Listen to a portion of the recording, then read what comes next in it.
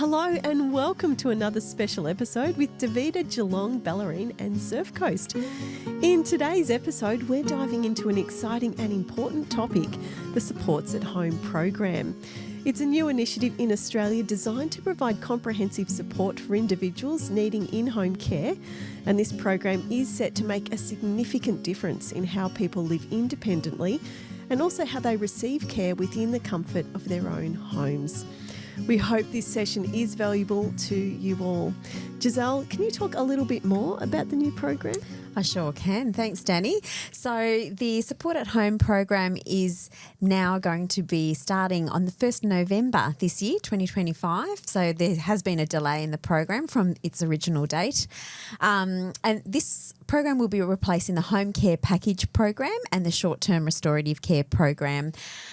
So if you're currently on the Home Care Package program, there are some certain specific things for you, such as being grandfathered as you currently are. So not everything moving towards that Support at Home program. There will be a no worse off principle. Yeah, and I think that's important for participants and clients, or participants is the new terminology, for clients to know that they won't be worse off. Yeah. So some of the key points in relation to this is that the Commonwealth Support Home Support Program, also known as CHISP or CHSP, that's actually going to continue until 2027.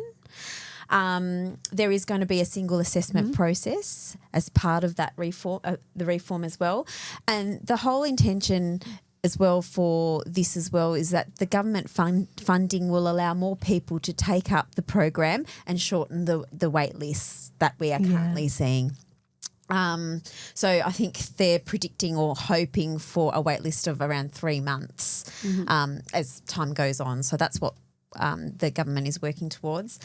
Things like clinical care, so that includes physiotherapy and nursing, that is going to be fully subsidised by the government, which is excellent. Yeah. There's going to be some services such as domestic assistance, personal care that will require a co-contribution from the client or participant. So there's some key changes in comparison to the program that's currently running. And anyone that might have so if someone's on a home care package, they may have questions like, what does this change actually mean for me? What does this mean in the future? Will I need to be contributing? They're welcome to speak to us at Dovida in regards to that, and we can help answer some of those questions that they might be having. Yeah, fantastic. And really good to know that they're not going to be worse off, which means they're not going to be losing services that they have already. Yeah, exactly.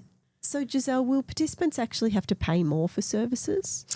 So to help with the transition to the Support at Home program, anyone that is currently receiving a home care package falls under a no worse off principle. So they won't need to make any additional contributions than what they are. So if they are paying if they're not paying an income tested fee, they won't need to be making any contributions. If they are paying an income tested fee, there may be some contribution for specific service types.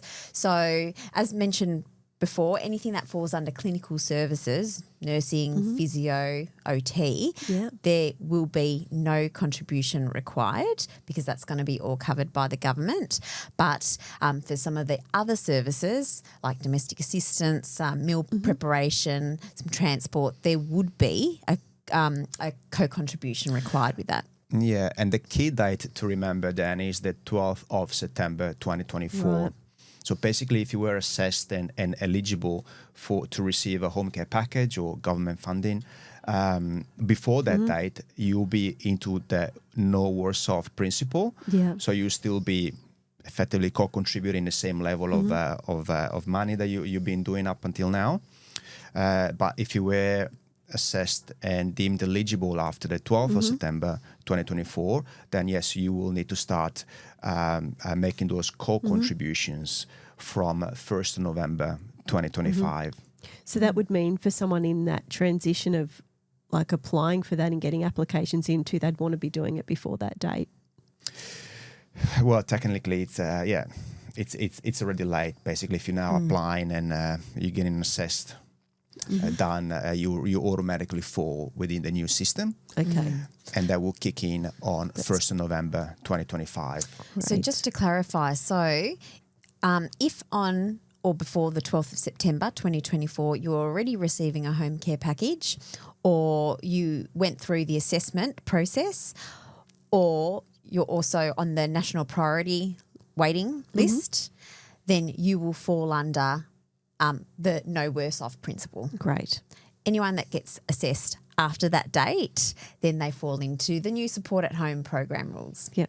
Nice and In clear. terms of that. Yeah, so hopefully that provides a little bit of clarity. So at Dovida, we'll be speaking to all of our clients because obviously everyone's at a different point, different journey, different point. So we'll be having those individual discussions with our clients or participants to talk to them about what it means for them. Yeah, so feel free to reach out to us if you have any questions, whether you are or not a client of Dovida Geelong at this point. We're here to support our local community. If you're thinking about being assessed and needing some help at home, again, reach out to us because we can certainly direct you to the right pathway. Yeah. Now, another thing to add as well is when we talk about the co-contributions, there is a lifetime cap, and that is $130,000.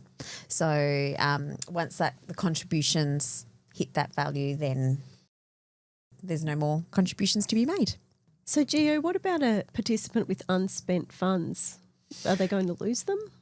Not to worry about that because basically it's still within the no worse off principle. So if you do have unspent funds within your package that you haven't used, you are still able to access to those funding as you go into the new system. So which is a good news. That's again. great. Yeah, so they can use their funding for again any extra services or any home modifications and assistive technology. They can always tap into that and they will never lose it. Yeah. Wonderful. I think an important point to add as well is that with Support at Home, there is funding specifically for assistive technology and home modifications. So, but in the case where there is unspent funds, the expectation is that they get spent before they tap into that specific funding there for assistive technology and home mods. Yeah, and if you do fall into the new system, into the new Support at Home program, you can only save up to $1,000 per quarter, or up to 10% of your quarterly budget. Okay. So effectively, it's if you don't use it, you lose it kind of situation. Yeah. So I would encourage all our participants to talk to the care managers and maximize their budget, based on their care needs. Funding out there to be used in line with your care plan and the initial assessment. So I highly encourage you to fully utilize that for your own well-being. So, Gio, how many levels of packages are there? Yeah, that's a good question. So currently under the home care package, we have 4 levels. Into the new Support at Home program, there will be 8 ongoing care classifications. Wow. They So call they've it. doubled. Yeah, double the level of care classifications, yes, and they also increased the annual funding that they can be received. In fact, a level 8, which is the highest level of funding, call it, has about $78,000 a year of funding that you can use towards your care. So up to about $58,000 to $60,000. So that's a decent increase there. Yeah.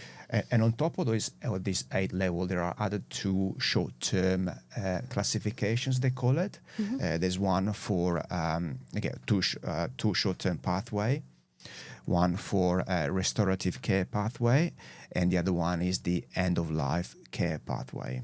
And Giselle might want to go deeper into the 2 pathways. Yeah, sure. So restorative care pathway is all about supporting the independence and staying at home longer. Then the end of life pathway is for those that have less than 3 months to live, and there's I think $25,000 over a 12-week period that can be used for home-based end-of-life supports. Extra support that you might require towards the end of life stage.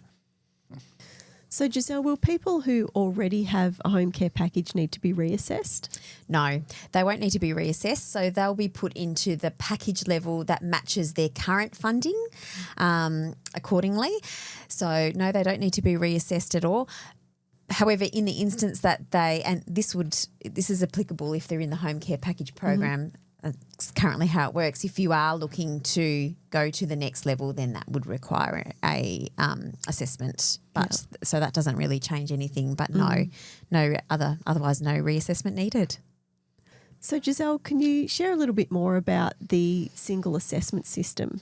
Yeah, sure. So I might just start by explaining how it's done in the home care package currently.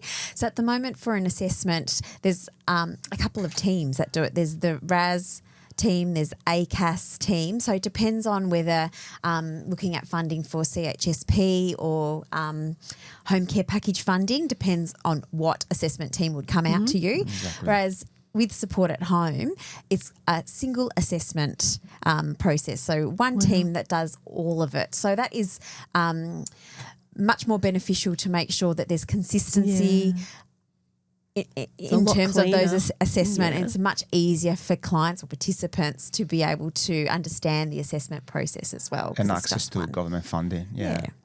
So have there been any changes in relation to care management fees?